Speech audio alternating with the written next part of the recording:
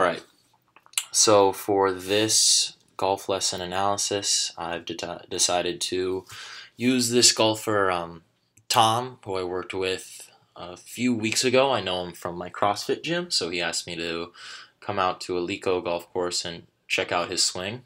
Funny enough, he was actually a PGM student the first year it became available at FGCU.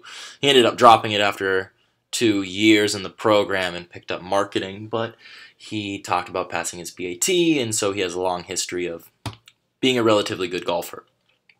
Um, so let's just start off by taking a look at Tom's swing. As you can tell, really good move through the golf ball. Not sure why he decided to take off his shoes, but he thought it would be best if he did. But when I'm looking at pre-swing and in-swing fundamentals, so I'm looking initially right away at his setup. And the first thing I notice is that you can see his toe is really in the air. This is probably caused by his short stature, so his golf clubs needs to be flattened out a little bit to make sure that it has that he's not going to be opening up that club face at impact. Once again, I would need to have the proper fitting tools to make sure that that actually isn't happening in his golf swing, but that's something I noticed right away. The other thing I'm noticing is how far back his hips are when we're looking about in line with his heels. Setting all of his weight back is going to put a lot of weight into his heels here, and going to make him a much more body swinger, swinging around. When you're swinging a lot with your body, it's hard to get the timing correct, and you lose a lot of feel with your arms. If you're losing feel with your arms, in turn, you're going to lose feel of that club head.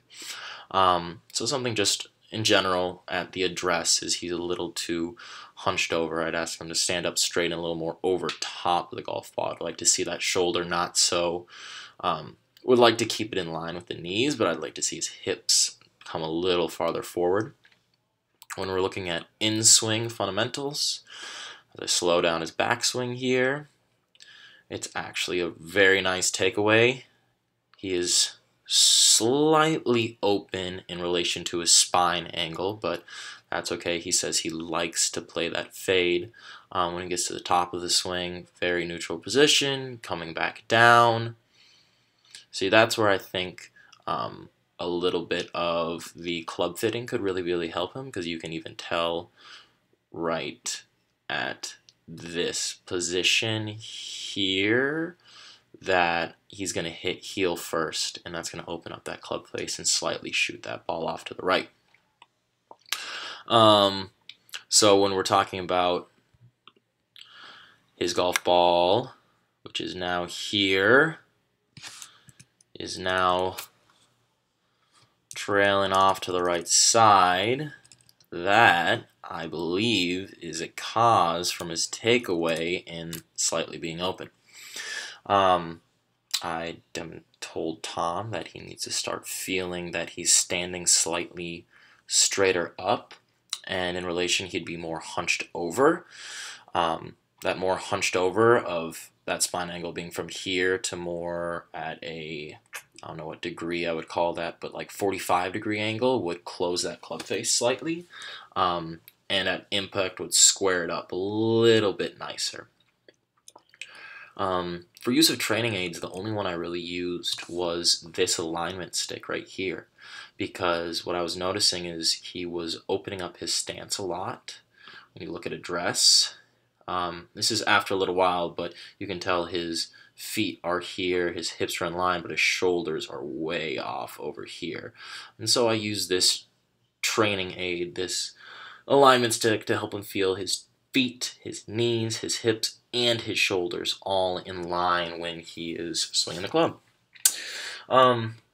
Lastly, when we talk about practice recommendations, that Tom doesn't play very often. He only told me he plays once a month. But he wants to get back out there and play. So in order to see improvement, he really needs to implement practice, and not necessarily just time on the range, but good practice. So we talked about how every time he's out there practicing, he should make sure he has his alignment stick so he's all the way set up. And that the first 15 minutes of his practice session should be spent setting up a camera and him hitting a couple golf balls and then checking out his posture to make sure he's not too slunched over. But after that 15 minutes, I want him to stop thinking about the mechanics of his swing and start feeling his swing. Start picking targets out on the range. Pick this yellow flag. Pick this red target. Pick those poles out in the distance and actually physically play or reenact playing a golf hole. Because for a person like Tom, who doesn't play very often, he needs to make sure that he is not focused so much on mechanics, because when he gets out on the golf course, if he's so focused on mechanics in his practice sessions, that's all he's going to be thinking about out on the golf course. So his practice needs to be like he's playing. He needs to practice like he's playing more than he needs to practice his mechanics. For a golfer who's playing much more often, who would benefit a lot more from mechanic-focused practice, I could see that happening. But for Tom, he needs to focus more on pretending to play, because then when he gets out there and playing, he would be practicing pretending to play.